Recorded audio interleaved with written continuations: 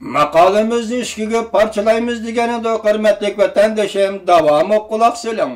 Amerika nashr qilgan davlat manfaati jurnalida maqola e'lon qilgan olim Avslin apandi mundaq ko'rsatdi.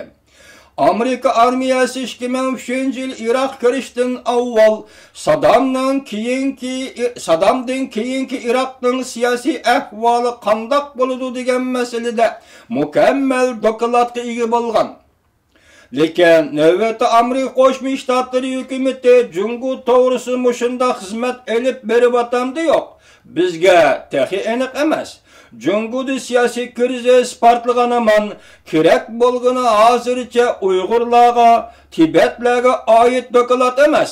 Balki 1 milliard 200 million nüfuslik Jungoning kelgusida muqarrar yetakchilik rol oladigan va yetakchilik qiladigan Xitoylarni tadqiq qiladigan materialdir. Onundan qalsa Amerika Jungo rahbarlari va ularning oila tabobatlarining sonliq iskilatini taraqqiy qildirishga, saqlashga ehtiyojdir.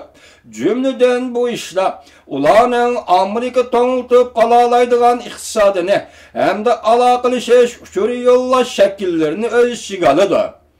Autor mundaq ko'rsatdi. Filmborg agentligi bilan New York vaqt gazetiga solishtirganda Amerika Qo'shma Shtatlari hukumatining bu uchurlarni yig'ib to'plashi qiyinga to'xtamaydi. Kompartiya alaq bo'lganaman kadrlarning ko'ngil bo'ladigini partiyaning manfaati emas. Faqat o'zining shaxsning oila tavobatining manfaati ko'ngil bo'ladi. Ularning hayoti tahdidga uchraganaman Jungo kompartiyasi a'zolari o'z oldiga chiqish yo'li izlaydi. Agar Amerika Qo'shma Shtatlari Jungoning kelgusiga ardishishni o'ylaydi ekan, navbatda Junanxay o'lka darajalik, yuqori darajalik amaldorlar, bexatarlik organlari amaldorlari bilan shaxsiy uchrashishlarni saqlab qolishi intayin muhimdir.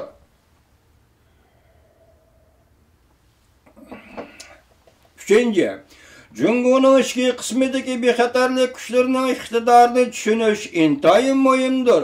Bu ish jumladan Jungoning ichki qismidagi axborot organlari va harbiy tarafning iqtidorini o'z ichiga oladi. Ular qisqa muddatlik muqimsizlik, hal qilg'uch qalaymaqonchilik keltirib chiqaradigan ko'chqa aylanlamda yo'q. Belgileyelaydi. Autor mundaq ko'rsatdi. Nurg'un tadqiqotlar Jungo harbiy tarafning tuzumni saqlab qolalaydigan alayda ko'ch ekanligini, lekin amaliyotda Jungoda zo'r ko'lamlik ommaviy namoyish yuz beradigan bo'lsa, sodiq va kuchli bexatarlik organlarining tizginlashidan ayrilganligini ko'rsatib berdi. Bu ish hech bo'lmaganda Azadlık armiya qo'mondonlik organlarining ichki qismidagi ahvolni tushunishga to'g'ri keladi. Markaziy hukumat buyruq tushirganda harbiy taraf rahbarlarining qaror qilishi lozim bo'ladi. Harbiy taraf navbatdagi hukumatni qo'llaydi. Harbiy holat e'lon qilib hukumatning o'rniga o'tishi yoki qo'lini qo'yishtirib qarab turishi mumkin. Autor mundaq ko'rsatdi. Ko'pchilik armiya jangchilar va ofitserlar partiya a'zosi bo'lsa-mu, lekin Jungoda hokimiyat bilan armiya o'rtasidagi munosabatda zo'r o'zgarish barliq keldi. Hozir azodlik armiya ko'p tarbiya ko'rgan kishilardan tashkillangan armiyadir. Maxsuslashgan, kasblashgan bu ahvol azodlik armiyani jamiyat va siyosiy sohada nisbiy mustaqillikqa ega qilgan. 4. Washington aniq o'ylanish kerak bo'lgan ba'zi yakki ishlar zo'r ko'lamlik voqea paydo qilalaydigan vaqtga to'g'ri kelganda Beijing qanday qaror qilishga duch keladi? Washington buni o'ylanish kerak. Oldi bilan Jungo rahbarlari namoyish va namoyishchilar qo'shinini setib olamdi yo'q. Hukm qiladi. Qarshilik ko'rsatkichlarni qo'lga olish va namoyishchilar rahbarlarini bostirish orqali bundaq muqimsizliklar ayin doirasida cheklab qolamdi yo'q.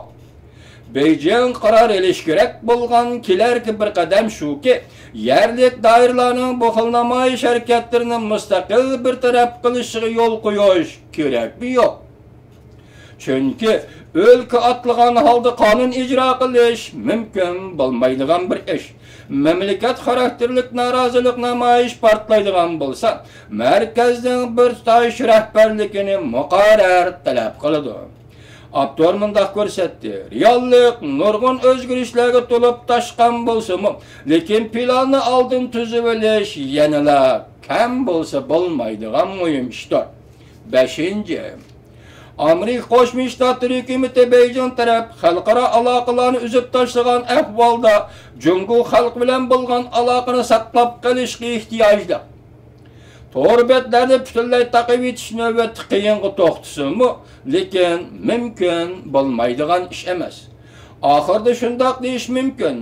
Amerika taraf axborot organlarining har qanday g'ayriva sodir qilmas, har qanday g'ayrivaqa sodir qilmasligini talab qiladi.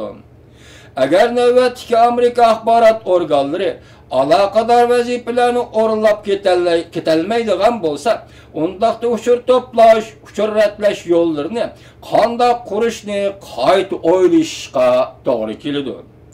Jungoda siyosiy krizisni qanday boshqarishni o'ylashga to'g'ri keladi. Mesele, xizmetni merkezleştirip işleşte emas, belki uzun müddet davamlı özlük söz hizmet qilishni kapolatga qilish meselesidir. Bu taleple Amerikada siyaset belgilugüçilerinin özleri şu hizmetning içinde buluşni talep qiladi. Çünkü bazı mühim adamlarning shaxsiy uchurini to'plash jihatda yuqori qatlamdagi rahbarlar o'tirg'i chiqmasa bo'lmaydi. Hem de siyaset belgilugüçilerge axborot xizmeti yetib boralaydigan chekni aniqlab olish kerak bo'ladi.